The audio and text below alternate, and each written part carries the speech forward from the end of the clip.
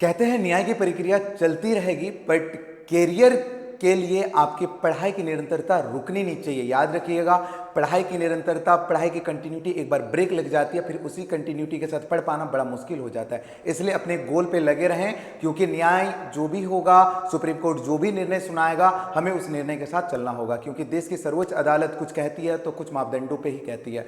तो तमाम welcome to all of you in Drishti academy YouTube platform. बच्चों, आप सभी का दृष्टि एकेडमी के इस यूट्यूब प्लेटफॉर्म पे स्वागत है। जैसा मैंने वादा किया था कि झारखंड सीजीएल को लेकर जो भी अपडेट आएंगे आपको हमारे इस चैनल के माध्यम से देखने को मिलेंगे। हम तमाम उन सारे साथियों को बहुत बहुत धन्यवाद कहना चाहेंगे जो हमारे साथ बने रहे। और अगर आप लोगों को मेरी ये वीडियो इंफॉर्मेटिव लग रही है तो जरूर हमें सपोर्ट करें, हमें लाइक करें, हमें कमेंट करें, ठीक है। साथ ही साथ आप ये बताएंगे कि आप लोगों को कैसे रिलेटेड टॉपिक के बारे में आपको डिस्कशन चाहिए, हम उनके बारे में भी लेकर आएंगे। फिलहाल हम लोग सारी चीजों को जानने के बाद एक चीज जानेंगे। जैसा मैंने कहा था कि 30 दिसंबर को झारखंड के मुख्यमंत्री श्री हेमंत सोरेन बच्चों को नियुक्ति पत्र सौंपेंगे, और उन्होंने अपने कहे गए बातों के अनुसार 30 दिसंबर 2025 को काफी सारे बच्चों को नियुक्ति पत्र सौंपे। पर नियुक्ति पत्र सौंपने के अलावा कई सारे सवाल हैं जो क्रिएट होते हैं, कई सवाल जानने की भी हमें चाहिए कि भाई उन सवालों का उत्तर हमें पता होना चाहिए।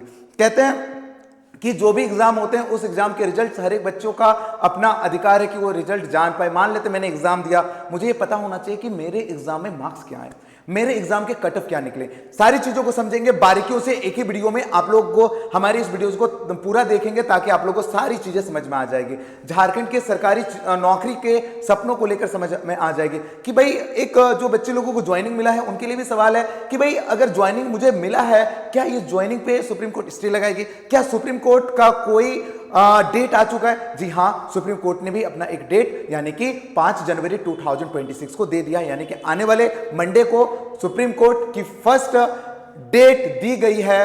किसको लेकर? सर, झारखंड सीजीएल को लेकर। और अगर झारखंड सीजीएल को लेकर कोर्ट डेट दे चुकी है तो भाई झारखंड सरकार इतनी हड़बड़ी में नियुक्ति क्यों करवाई? काफी सारे सवाल हैं। और नियुक्ति कराने के साथ साथ नियुक्ति पत्र में सर 8 नंबर के जो क्लॉज में उसमें उन्होंने साफ साफ लिखा है कि भाई ये ज्वाइनिंग जो है वो एक कंडीशनल ज्वाइनिंग है। तो कंडीशनल ज्वाइनिंग क्यों भाई? अगर मुझे ज्वाइनिंग मिली है तो ज्वाइनिंग मेरी परमानेंट होनी चाहिए, कोई कंडीशन पे नहीं होनी चाहिए। तो अगर यहां पे देखेंगे सर फेयर नौकरी का, तो फेयर नौकरी का भी सवाल कहीं ना कहीं सर खराब हो रहा है। तो भाई पूरी चीजों को जानेंगे बारीकियों से। फिलहाल आप लोग सारी चीजों को एक छोटे से ओवरव्यू में समझ लीजिए कि ये तमाम जो मुद्दा है, ये तमाम जो चीजें हैं, ये स्टार्ट होती है नौकरी को लेकर, नौकरी के सपनों को लेकर, जिसमें बहुत सारे बच्चे एग्जाम अपियर करते हैं झारखंड सीजीएल ग्रेजुएट लेवल के नौकरी के लिए। आप जानते हैं कि ये प्रशासन का वो डिपार्टमेंट है जो प्रशासन के साथ काम करके प्रशासन को बहुत अच्छे लेवल पर लेकर जाता है, और उसी प्रशासन में नौकरी करने का सपना बहुत सारे झारखंडी, बहुत सारे झारखंड के बच्चे इस पे अपना सपना संजोए रखते हैं। और इन्हीं संजोए सपनों को लेकर काफी सारा विवाद चला, और ये 10 साल की प्रक्रिया के बाद सर 30 दिसंबर 2025 को बच्चों को नियुक्ति पत्र यानी कि ज्वाइनिंग लेटर मिलता है। ज्वाइनिंग लेटर मिलने से पहले कई सारी चीजें थी जिनका 3 दिसंबर 2025 को हाईकोर्ट के निर्णय के अनुसार सर ये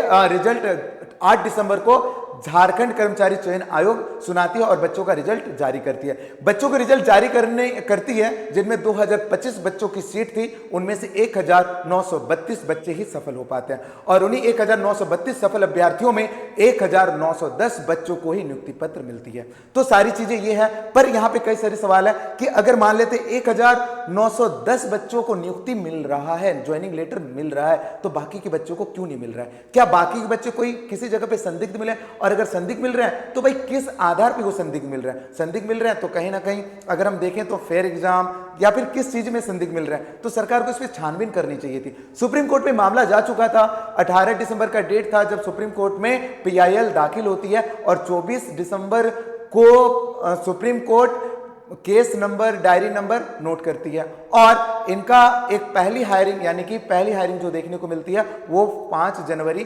2026 को देखने को मिलती है। सारी चीजों को समझेंगे बारीकियों से। फिलहाल आप लोग देखें इसमें हम लोग क्या क्या चीजें हैं। Jharkhand CGL big update, court CID नियुक्ति 30 दिसंबर के बाद क्या क्या हुआ, सारी चीजों के बारे में बात करेंगे। अभी आप लोग जान लें कि सुप्रीम कोर्ट ने संज्ञान ले लिया है इस विषय पे, और ये जो डेट है 5 जनवरी 2026 को देखने को मिलेगा। काफी रोमांचक होगा, काफी ही आश्चर्यचकित होगा। फिर भी जो बच्चे लोगों को ज्वाइनिंग मिली है उनका भी एक सवाल है, क्या वेस्ट बंगाल में जो टीचर की वैकेंसियों के साथ हुआ था, क्या वैसे ही चीजें हमें झारखंड में देखने को मिलेगी? भाई कुछ भी कहा नहीं जा सकता, बट जो भी होगा मुझे सुप्रीम कोर्ट के निर्णय का इंतजार रहेगा, सुप्रीम कोर्ट क्या कहती है इस विषय पे। देखिए आप लोग देख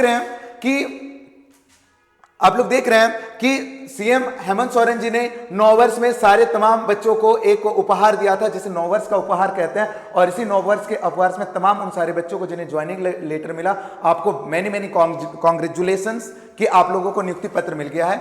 लेकिन फिर भी एक डर का माहौल बना हुआ है कि जेएसएससी द्वारा सीजीएल परीक्षा में चयनित 1900 अभ्यर्थियों का नियुक्ति पत्र वितरण समारोह, जो इनके मुख्य अतिथि हेमंत सोरेन जी थे, और हेमंत सोरेन ने कहा कि केवल कहने पर नहीं काम करने पर मेरा विश्वास। हेमंत सोरेन भाई सही बात है, अगर ऐसा सीएम हर एक राज्य में हो तो नौकरी बहुत क्या बोलते हैं धड़ाधड़ नौकरी मिलेगी, और नौकरी की जो कमियां हैं वो कमियां कहीं भी देखने को नहीं मिलेगी, झारखंडियों को भी देखने को नहीं मिलेगी। और इन्होंने जैसा वादा किया था वैसा पूरा किया। क्या आपको लगता है कि इन्होंने सारा वादा पूरा किया? चलिए बात करेंगे आगे की चीजों पे। फिर क्या है, फिर हेमंत सोरेन एक ट्वीट करते हैं, उस ट्वीट में लिखते हैं, बताइए चंदा इकट्ठा कर रहे थे लोग क्यूआर कोड से, कोर्ट कचहरी के नाम पर, ऐसा भी होता है? पहली बार सुना कि, लेकिन अगली बार यह नहीं सुनेंगे। अगली बार जो बहलाने फुसलाने का काम करेगा वो सीधा जेल जाएगा। भाई बड़ी धमकी है। नौजवान गरीब गुरबा बच्चों से चंदा लिया गया, मुझे पता चला कि करोड़ों रुपयों का चंदा भी लिया इन लोगों ने। भाई पहचानिए कई ऐसे लोग जो इस तरीके के षड्यंत्र रचते हैं, आपने देखा होगा। चोर पुलिस से एक कदम आगे भागता है, तकनीक का दुरुपयोग करने की कोशिश करता है, आखिरकार पकड़ा जाता है। परीक्षा हो रहा है झारखंड में, पेपर लीक की अफवाह उठ रही है नेपाल से। गजब है भाई गजब है, सच बात है यार कि झारखंड की नौकरी के चर्चे नेपाल तक चले जाते हैं। भाई ये तो इंटरनेशनल मामला हो चुका है नौकरी को लेकर।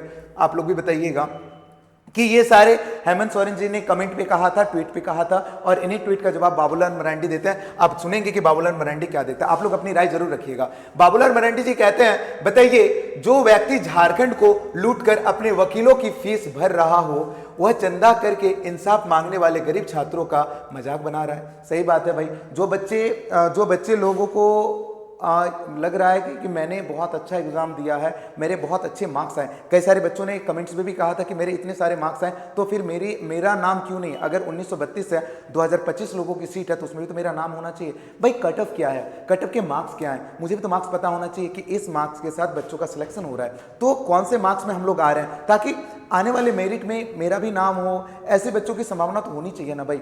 फिर वही कह रहा है कि हेमंत सोरेन जी अपने गिरेवा में झांके, और यदि हिम्मत है तो बताइए कि भ्रष्टाचार के आरोप में जेल जाने से बचने के लिए आपने रांची से लेकर दिल्ली तक वकीलों की फौज खड़ा करने में कितने करोड़ रुपए खर्च किए हैं। हेमंत सोरेन जी, गरीब छात्र आपकी तरह सोने के चम्मच लेकर पैदा नहीं हुए, इसलिए वे चंदा और क्यूआर कोड का सहारा ले रहे हैं। और हाँ, आपने बिल्कुल सही कहा कि चोर पुलिस से एक कदम आगे भागता है, इसलिए आप भी दिल्ली से चप्पल छोड़कर भाग खड़े हुए थे। आपने यह भी बिल्कुल सही कहा कि चोर तकनीकी का दुरुपयोग करने की कोशिश करता है, इसलिए जांच एजेंसी के समक्ष आपने भी अपने फोन की जांच कराने से मना कर दिया। यदि आपको नेपाल वाली बात अफवाह लग रही है तो बताइए, क्या जेएसएससी सीजीएल मामले में हाईकोर्ट ने क्लीन चिट दे दी है? बताइएगा बच्चों, जब गड़बड़ी नहीं हुई तो अभी भी 10 छात्रों का रिजल्ट क्यों लंबित रखा गया? सही बात है भाई कि अगर गड़बड़ी नहीं हुई तो 10 छात्रों को क्यों रोक कर रखा है? उन्हें भी नियुक्ति पत्र मिलना चाहिए था। अदालत ने अभी भी जांच जारी रखने का आदेश क्यों दिया? सही बात है भाई, युवाओं को तो देर सवेर न्याय मिल ही जाएगा, लेकिन जिस अहंकार में आप जी रहे हैं उससे तो यही लगता है कि आपको बाकी समय जेल बेल कोर्ट कचहरी के चक्कर में काटने में ही बिताना पड़ेगा।